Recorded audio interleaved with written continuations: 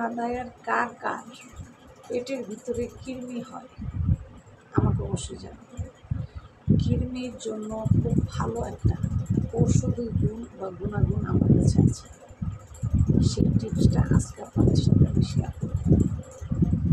আসলে কৃমির উৎপাদন কিন্তু অনেক, আপনার অবশ্য কৃমিটা নোংরা থেকেই হয়।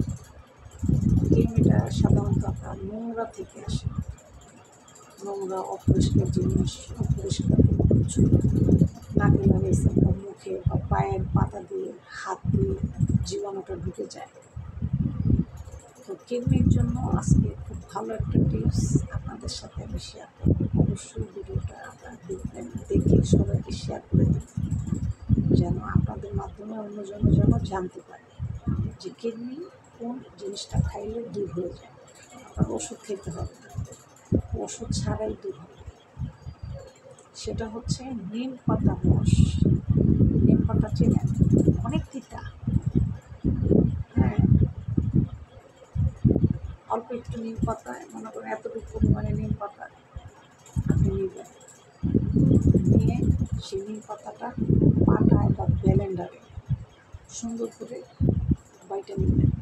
বাইটা এটা রসটা ছাঁকনি দিয়ে ছাইকা সোবাটা পালাই দেবেন, রসটা নেবেন, নিয়ে সুন্দর করে একটা ডিব্বায় ভরে ফ্রিজে রেখে দেবেন। রাইখা 1 সপ্তাহ খাবেন। সেই নিম পাতার রসটা 1 সপ্তাহ খাবেন। যাদের কিডনির খুব উৎপাদ, কিডনির খুব সমস্যা, তারা এই নিম পাতার রসটা বিশেষ করে খালি পেটে খেতে হবে। ভর পেটে খাওয়া যাবে না, এটা হচ্ছে একদম খালি পেটে খেতে হবে। আর সেই খালি পেটটা আমাদের সাধারণত সকালবেলাই থাকে, কারণ আমরা যখন ঘুম থেকে উঠি তখন সকালবেলা কিন্তু আমাদের একদমই খালি পেট থাকে। আপনার ঘুম থেকে উঠা দাঁত ব্রাশ করে আপনি 2 চামচ পরিমাণ, চায়ের চামচ আছে না, আমরা চিনি নেই, 2 চামচ পরিমাণ একটা গ্লাসে নিয়ে রসটা খাইয়া ফেলবেন। খাইয়া অল্প একটু পানি খাবেন, বেশি পানি খাবেন না, অল্প একটু পানি খাবেন। এরকম 1 সপ্তাহ খাবেন।